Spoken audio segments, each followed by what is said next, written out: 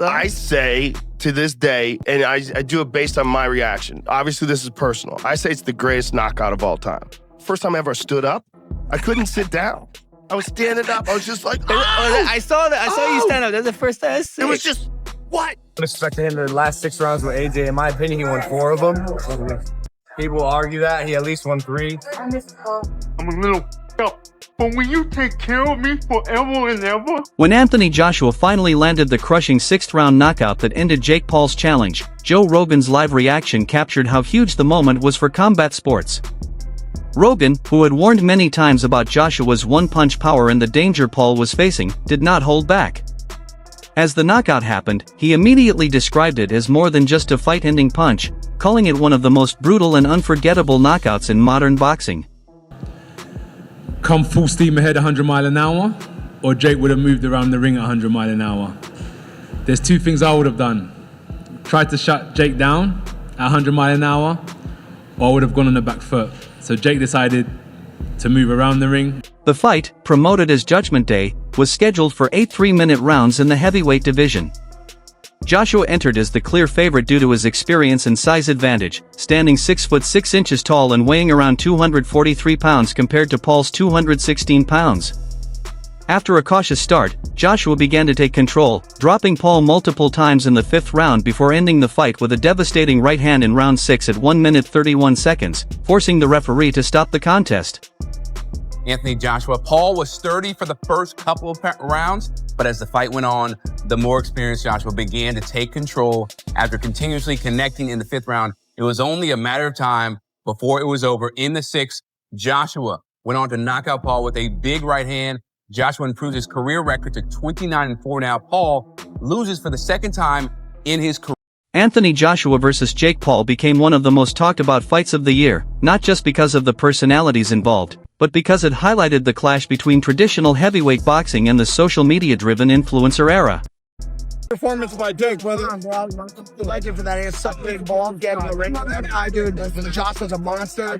He stayed in the whole time, and I'm really proud of Jake, dude. All my respect to him, bro.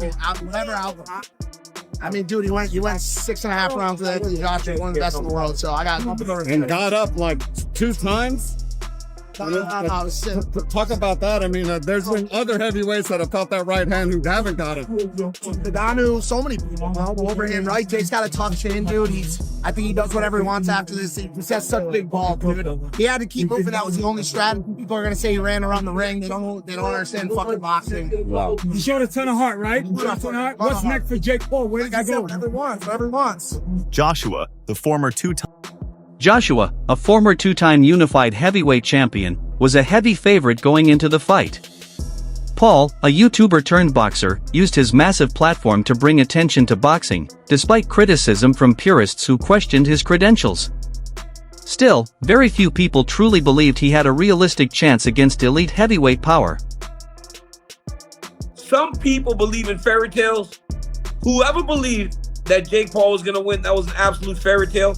I've got a friend in a group message that said, I just put $20 on Jake Paul to win. I was like, bro, you just wasted your money. There was never a world in which Jake Paul was going to beat Anthony Joshua. It was always a matter of how the fight would end.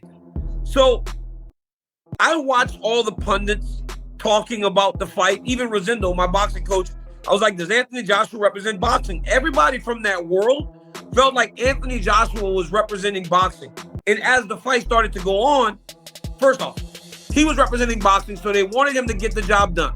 All right, first and foremost. You can't lose to a guy that's perceived to be a YouTuber, even though today, Jake Paul is more boxer than YouTuber. I've said this time and time again. When you have resources, when you can spend $1 million a year on training camps, housing, food, coaches, this is not recreational anymore. He's a boxer. He's just not a boxer at that level. I ran into his brother in New York City, and I said to Logan, what parameters are in place, Logan? What safeguards do they have to make sure that Anthony Joshua doesn't hurt your brother? He said there are none. He goes, they're going to just straight fight. So in that regard, you got to give credit After the fight, Anthony Joshua was honest about his performance. He said that although he won by 6th round knockout, it was not his best showing and he believed he could have done much better. Joshua admitted he struggled early to land clean shots and could not corner Paul as quickly as expected. Better is a lot of things. 100%. In the fight game, you've seen the amazing fighters that have graced us over the last 100 years, and the expectations that we put on ourselves are immense, but I tried my best. Jake done well while it lasted, but if you remember what I said in the interview with Cameron is, fighting's not just physical, it's psychological. And when you understand the psychological warfare, I did say to you is that, Jake, what's gonna happen? I'm gonna see a time when I'm gonna take your soul and you're either gonna give up or... Despite the knockout, Joshua praised Jake Paul's toughness and heart. He said that even after being knocked down multiple times, Paul kept getting back up and continued fighting against a far more experienced former world champion. Joshua added that not many fighters would have accepted a challenge like that and said Paul's determination deserved respect. AJ's won 6 rounds, he kind of dismantled him, he took his time. How do you see it? Yeah, it was a frustrating 2-3 rounds maybe, because Jake was moving so much, holding, but did well, I thought. I mean, I was impressed with him. I mean, I was more impressed with his toughness, because I think that last shot would have knocked out most heavyweights. I mean, I know he broke his jaw. Yeah, I know, it knocked him out, but he was not unconscious. You know, I mean, look, he may not come back from, if he has broken his jaw, it's a big injury to come back from. Well, there's pictures of him in hospital right now. Well, listen, you've got to respect him, because he did what many people wouldn't do, which was get in the ring with him. And, you know, he didn't, I know he run and hold, but he also let his hands go at times. And he was in the firing line, and, you know, we got 6 good rounds in the end of actual work. Is that how you see it in the end? Yeah, I actually think it's a positive, because, you know, we could have gone in there and got it all over with 45 seconds. He's done an 8-week camp, and now he's done 6 rounds. He's got something to go back on.